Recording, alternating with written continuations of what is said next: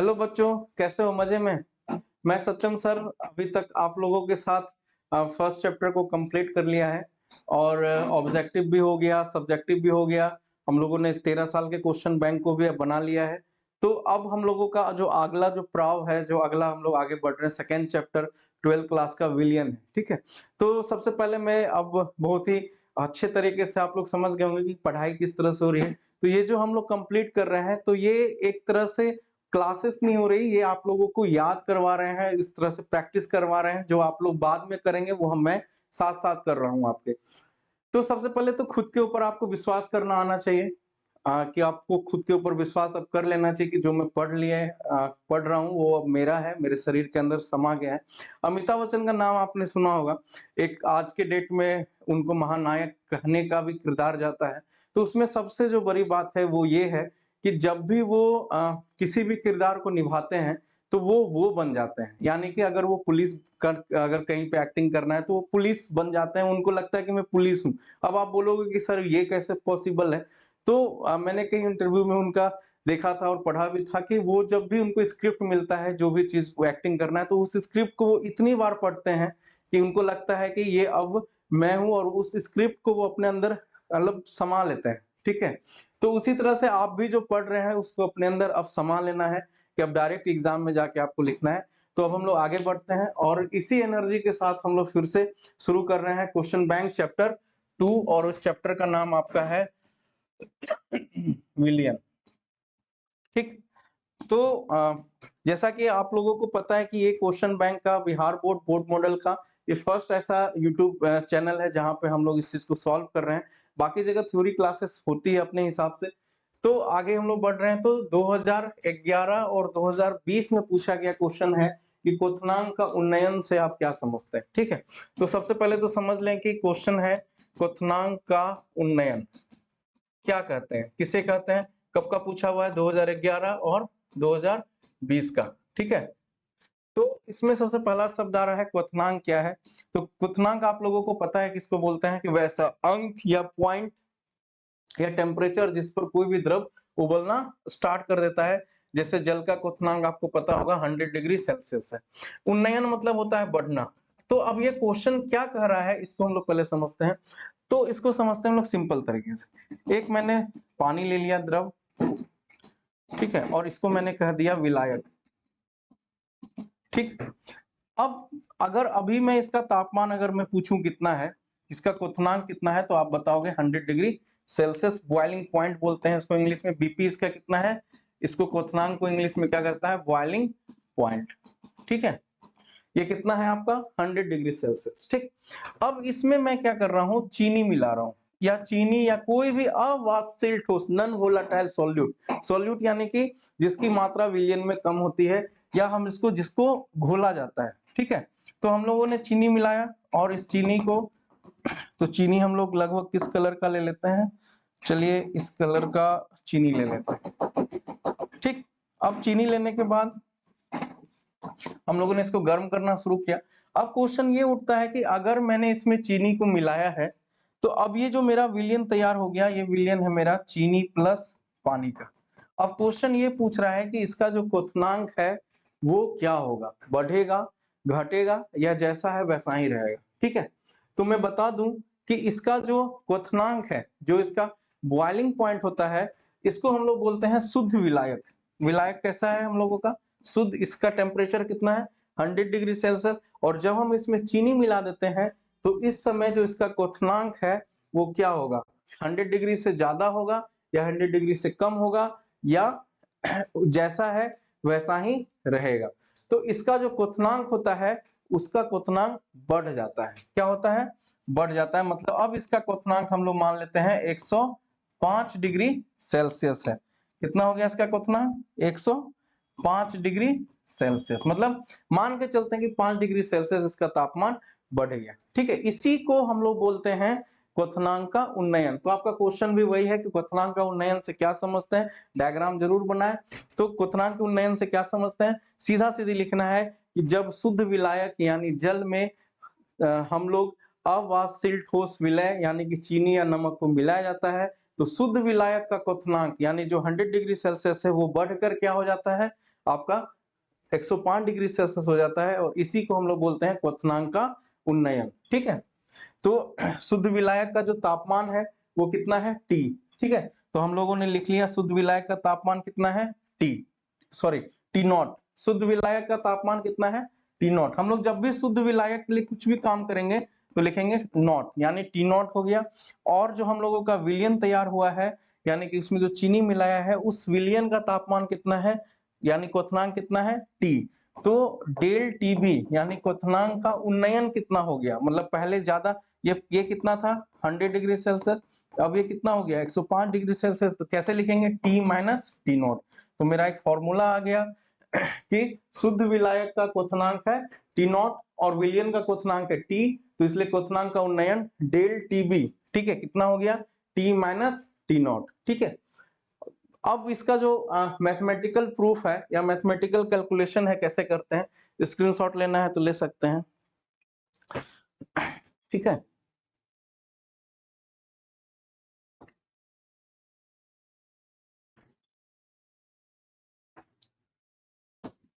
चलो आगे बढ़ते हैं। अब है क्वथनांक का उन्नयन, हम लोग उसको मैथमेटिकली कैसे लिखते हैं। तो चलिए सबसे पहला पॉइंट हम लोग लिखते हैं डेल टीवी बराबर टी माइनस टी नॉट। अब राउल्ट का नियम ये कहता है कि अगर किसी भी का में चेंजेस हो रहे हैं या उसका क्वथनांक का उन्नयन हो रहा है तो वो विलय की मोललता के सीधा समानुपाती होता है। तो यानी कि डेल टीवी समानुपाती क्या हो जाएगा एम विलय। ठीक, ये आपको याद रखना है। अब क्या हो जाएगा डेल टीबी बराबर एक केबी इंटू एम विलय। ये केबी क्या है, केबी को हम लोग बोलते हैं एब्ल्यूस्कोपिक कांस्टेंट या इसको हिंदी में कहा जाता है कि मोलल क्वथनांक उन्नयन स्थिरांक। ठीक है, क्या कहते हैं मोलल क्वथनांक उन्नयन स्थिरांक। ठीक है, अब इसका हमको विलय का मोललता का हम लोगों ने फर्स्ट वीडियो किया है, उसका आप देखेंगे जब बेसिक क्लासेस चल रही थी इधर, जब हमने एटम बम बैच का शुरू किया था तो उसमें एक ऑब्जेक्टिव की क्लास होगी, उसमें सेकेंड या थर्ड लेक्चर में हमने किया है, उसको आप देख लीजिएगा, उसका वीडियो का लिंक मैं डिस्क्रिप्शन में डाल दूंगा। ठीक है, तो एम विलय यानी कि मोललता बराबर क्या होता है विलय का मोल बटा विलायक का भार। ठीक है, विलायक का भार। अब इसको क्या है 1000 से हम लोग क्या करते हैं इसको गुना कर देते हैं, अगर हम इसको ग्राम में लेते हैं, याद आया कुछ। ठीक है, बराबर क्या है केबी और क्या है डेल टीबी। ठीक, अब विलय का मोल कितना है एन विलय बटा विलायक का भार कितना है W विलायक, ग्राम में है इसलिए 1000 से गुना कर देंगे। ठीक है, आप इसको यहाँ तोड़ भी सकते हैं, केबी क्या हो जाएगा एन विलय यानी कि W विलय बटा एम विलय गुना W विलायक गुना 1000। सॉल्व करेंगे आ जाएगा। अब ये WM और ये क्या है, ये मैंने N विलय के जगह पे रखा है, यानी कि मोल विलय का मोल बराबर क्या हो जाएगा W विलय बटा M विलय, और मेरा ये पूरा का पूरा एक इक्वेशन आ गया। यहाँ पर आपका क्वेश्चन का अंत होता है। तो मैं फिर से बोल रहा हूँ बच्चों कि जो आप लोगों ने गलती की है फिर से, कि आप लोगों ने जो बेसिक क्लासेस में देता हूँ ऑब्जेक्टिव पे आप वो लोग नहीं करते, फिर से मैंने इधर ही मोललता का दिया है, वीडियो का डिस्क्रिप्शन में लिंक है, आप उसको देख लेना या फिर वीडियो को प्लेलिस्ट में देखना। ऑब्जेक्टिव वाले कैटेगरी में मैंने इधर ही बताया है मोललता का फॉर्मूला क्या होता है, बस उसी का फिर से यूज है। तो बार बार इन सब चीजों का यूज होता है, इसलिए आप इसको ज्यादा क्या नेग्लेक्ट नहीं करना है। ठीक है, चलिए स्क्रीनशॉट जिसको लेना है ले सकते हैं। आते हैं नेक्स्ट क्वेश्चन पे। पहला क्वेश्चन मेरा कंप्लीट हुआ। अब हम लोगों का सेकंड क्वेश्चन है 2020 का पूछा हुआ, बहुत वीवीआई क्वेश्चन है। आदर्श गैस और अनादर्श गैस किसको बोलते हैं। ठीक है, सॉरी गैस नहीं, एक गैसीय अवस्था याद आ गया। आदर्श घोल, आदर्श घोल या आदर्श विलयन भी कहा जाता है, आदर्श घोल भी कहते हैं, और अनादर्श घोल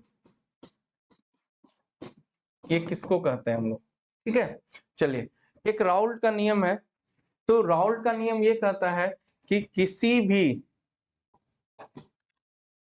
ठीक है, ये हो गया P A P not A into X A, ठीक है। ये क्या कहता है कि किसी भी विलय या विलायक का जो आंशिक वाष्प दाब होता है वो उसके शुद्ध विलायक यानी कि शुद्ध अवस्था के वाष्प दाब और मोल अंश के गुणनफल के बराबर होता है, ठीक है। तो मेरा अगर मैंने मान लीजिए कोई विलयन बनाया, उस विलयन में ए और बी अवयव है, इसमें कोई ए विलय है या बी विलायक है, तो इसका जब समीकरण हम लोग लिखते हैं राउल्ट्स लॉ के लिए तो होता है पी ए बराबर P not A into X है। उसी तरह से पीवी के लिए क्या लिखेंगे, PV equal to P not B into X B. अब जो इसका पालन करता है उसी को हम लोग बोलेंगे आदर्श घोल या आदर्श विलयन, और जो राउल्ट्स लॉ के नियम का पालन नहीं करता है उसको हम लोग बोलेंगे अनादर्श घोल या अनादर्श विलयन, ठीक है। तो यानी कि अगर हम आदर्श घोल का अगर हम कंडीशन को लिखें तो आदर्श घोल का कंडीशन क्या क्या हो जाएगा। पहला कंडीशन हो जाएगा पी ए बराबर P not A into X है, पी बराबर P not B into X B, और डेल वी बराबर 0 और डेल एच बराबर 0, मतलब किसी भी प्रकार के आयतन में परिवर्तन और ऊष्मा में परिवर्तन नहीं होता है, ठीक है। अनादर्श घोल किसको बोलेंगे, ठीक है, अनादर्श घोल। तो अनादर्श घोल किसको कहा जाता है, तो वैसा विलयन जो कि राउल्ट्स के नियम का पालन नहीं करता है। अब राउल्ट्स के नियम का जब कोई पालन नहीं करेगा तो उसके लिए समीकरण क्या होगा, P A not equal to P not A into X A, और P B equal to not equal to P not B into X B, del H not equal to 0 और del B not equal to 0, मतलब उसके आयतन और ऊष्मा में भी परिवर्तन होता है और वो राउल्ट्स के नियम का पालन नहीं करता, ठीक है। ये सब नोट्स में है और ये सब ऑफलाइन क्लासेस में बहुत डीप स्टडी करके हम लोगों ने लिखा भी है। बस ये क्वेश्चन आपको इतना बार मिलेगा राउल्ट का नियम कि आपको याद हो जाना चाहिए क्लास में, और अभी जो हम लोग ऑनलाइन क्लास कर रहे हैं उसमें भी, ठीक है। चलिए आगे बढ़ते हैं। अगला क्वेश्चन है हम लोग प्रासरणी दाब किसे कहते हैं और सिद्ध कीजिए कि यह एक अनुसंख्य गुणधर्म है, ठीक है। चलिए सबसे पहले समझते हैं प्रासरणी दाब है क्या, ठीक।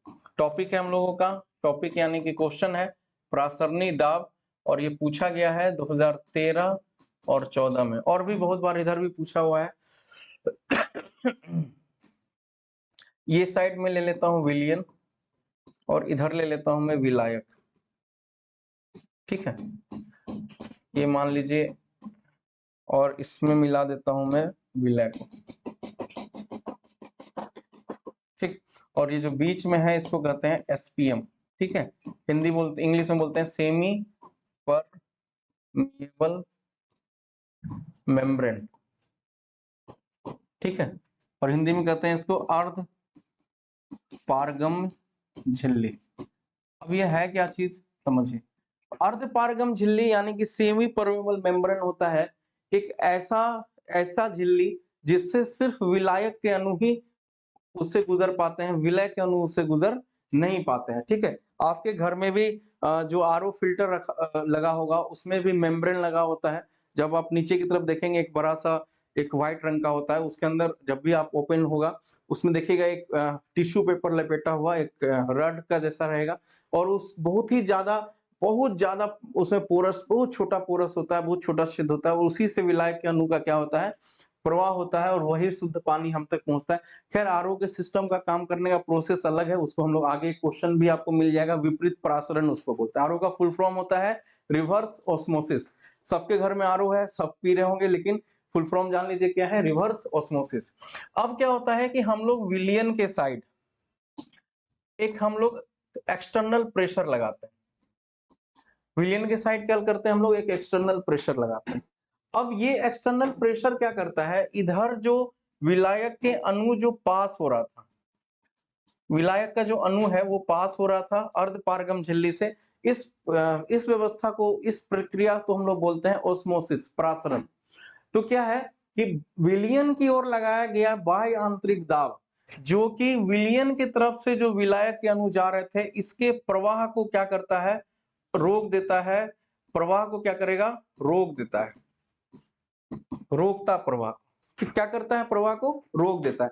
यानी कि दो ऐसे मान लीजिए एक तरफ विलयन है, एक तरफ विलायक के अणु जा रहे हैं। अब मान लीजिए इधर चीनी पानी का मिश्रण है, आपने एक ऐसा प्रेशर दिया कि जिस प्रेशर पे जो पानी इस तरफ जा रहा था वो उस तरफ फ्लो होना क्या हो जाए, रुक जाए, स्टॉप कर जाए। और ये जो प्रक्रिया कहलाती है, इसी प्रक्रिया को हम लोग बोलते हैं ऑस्मोसिस। और जब ये प्रक्रिया बंद हो जाती है तो इस जिस दाब पर, जिस बाह्य यांत्रिक दाब पर, मतलब बाहर से दिए गए दाब पर जब वो बंद हो जाता है और जिस दाब पर वो बंद होता है उसी को हम लोग बोलते हैं प्रासरणी दाब, ऑस्मेटिक प्रेशर। ठीक है, तो विलयन की ओर लगने वाला बाह्य यांत्रिक बल जिसके या दाब जिसके विलायक अणु का प्रवाह रुक जाता है, और वह दाब क्या कहलाता है, प्रासरणी दाब। प्रासरणी दाब को हम लोग सूचित करते हैं पाई से। किससे सूचित करते हैं, और पाई बराबर होता है CRT। ठीक, पाई बराबर क्या होता है, CRT। अब ये C क्या है, C होता है आपका सांद्रता। C को किससे सूचित करते हैं, सांद्रता से। और सांद्रता को हम लोग लिखते हैं N/V से, तो हो गया N/V RT पाई। ठीक है, ये कैसे आया, यहाँ प्रूफ भी दिया हुआ है कि पाई समानुपाती T हो गया। ठीक, चलिए मैं करके भी दिखा दे रहा हूं आपको ये फॉर्मूला आता कैसे है। चलिए, ठीक, तो इसका प्रयोग सबसे पहले वान ठाप ने किया था। तो उनके अनुसार से पाई समानुपाती क्या हो गया, T। पाई समानुपाती क्या होता है, 1/V। दोनों समीकरण को मिला दीजिए, हो जाएगा पाई बराबर T/V। अगर हम N मोल के लिए बात कर रहे हैं तो पाई भी बराबर हो जाएगा, ठीक है, NT। क्या हो जाएगा, NT। अच्छा, यहाँ एक नियतांक आएगा, समानुपाती का साइन हटाएंगे तो RT/V, इधर हो गया आपका N। इसको क्लियर करके चलिए फिर से देखते हैं। समीकरण 1 है, समीकरण 2 है। अब दोनों समीकरण को मिला दीजिए, पाई समानुपाती हो जाएगा T/V। समानुपाती का निशान हटाइएगा तो आ जाएगा RT/V। पाई भी इधर आ गया, पाई भी बराबर हो जाएगा RT। अब ये जो पाई भी बराबर RT है, ये अभी N मोल के लिए नहीं काम कर रहा। जब हम लोग N मोल के लिए काम करेंगे तो ये हो जाएगा आपका क्या, पाई VNRT। अब इसमें से V को इधर ले आइए, पाई बराबर हो जाएगा N/V RT। और यही N/V होता है सांद्रता, यानी कि मोलरता का ये सूत्र है, और इसी को हम लोग लिखते हैं CRT। अब यहाँ पे क्या है, अब ये क्वेश्चन इसमें एक और ऐड हुआ है, ये सिद्ध कीजिए कि अनुसंग के गुणधर्म है। तो अनुसंग के गुणधर्म किसको बोलते हैं, तो अनुसंग गुणधर्म हम वैसे गुणधर्म को बोलते हैं जो कि उसके प्रकृति या संगठन पर निर्भर नहीं करता। वो निर्भर करता है किस पर, कि उसमें जो अणुओं की संख्या कितनी है। ठीक है, तो क्या हो जाएगा, तो पाई इक्वल टू, तो यहाँ पे मोल, मोल इसको क्या करता है, इसकी संख्या को सूचित कर रहा है। इसलिए एक जो पाई होता है, यानी जो प्रासरणी दाब है, वो आपका क्या है, एक अनुसंग गुणधर्म है, अनुसंग गुणधर्म। इसको हम लोग आगे भी पढ़ेंगे, फिर से एक बार और आएगा ये। ठीक है, घबराने की बात नहीं है। चलिए नेक्स्ट क्वेश्चन आते हैं, ये 2 नंबर के लिए सफिशिएंट है। अगला क्वेश्चन है, देखिए फिर से मैं बोल रहा हूं, वो ऑब्जेक्टिव वाला आप वीडियो जाके जरूर देखें। ठीक है, मोलरता और मोलरता को परिभाषित करना है। ठीक है, तो मोलरता किसको बोलते हैं, मैं डायरेक्ट फॉर्मूला लिखता हूँ, डिटेल में वीडियो इसका बनाया हुआ है। तो मोलरता किसको बोलते हैं, तो 1000 या 1 लीटर विलियन में जितना मोल घुला रहता है उसकी संख्या को कहा जाता है मोलरता। यानी कि विलायक का मोल बटा विलियन का आयतन। ठीक, N विलय, N मतलब हो गया मोल, और विलियन का आयतन हो गया V विलियन। ठीक है, अगर मिलीलीटर में ले रहे हैं तो 1000 से गुना कर देंगे। ठीक, यही आपका फॉर्मूला हो गया। मोलरता को सूचित करते हैं M से, और इसकी जो इकाई होती है वो होती है मोल पर लीटर, और ये तापमान पर भी निर्भर करता है। ठीक, ठीक है, तो अगला है हम लोगों का मोललता। तो मोललता किसको बोलते हैं, 1 केजी या 1000 ग्राम में जितना मोल घुला रहेगा विलय का, उसको बोलते हैं हम लोग मोलरता। यानी क्या हो गया, किसी 1000 ग्राम या 1 केजी के विलयन में, सॉरी विलायक में जितना विलय का मोल घुला होता है उसको हम लोग बोलते हैं मोललता। ठीक है, तो मोललता मतलब क्या हो गया, विलय का मोल बटा विलायक का भार। ठीक, यहां तक कोई दिक्कत? विलय का मोल मतलब क्या हुआ कि एन विलय बटा डब्लू विलायक। ठीक है, अगर हम लोग ग्राम में लेंगे तो 1000 से गुना कर देंगे। मैं इसलिए बोलता हूँ बेसिक को इग्नोर नहीं करो, तुम लोग बार बार बेसिक की क्लासेस छोड़ देते हो और ये चीज सबसे ज्यादा गलत है। इस ईगो में तुम्हारा ही नुकसान होता है, तुम जाके फिर से ऑब्जेक्ट अब समय नहीं दोगे तो कब दोगे? तुमको भी नहीं पता कौन सा क्वेश्चन आने वाला है। और बाबू अभी जैसा माहौल चल रहा है पाठक जी का, पता नहीं लग क्या होगा, शायद एग्जाम इतना टाइट नहीं हो जाए, तो इसलिए आपको लोग पढ़ना शुरू कीजिए फिर से। ठीक है, इसको छोटी एम से डिनोट करते हैं। इसका जो यूनिट होता है, जो मात्रक होता है, वो होता है मोल पर केजी। ठीक है, चलिए अगला क्वेश्चन फिर से 5वां नंबर वही है। आदर्श विलयन से क्या समझते हैं? वैसा विलयन जो राउल्ट के नियम का पालन करता है उसको आदर्श विलयन कहते हैं, जो राउल्ट के नियम का पालन नहीं करता है उसको अनादर्श विलयन कहते हैं।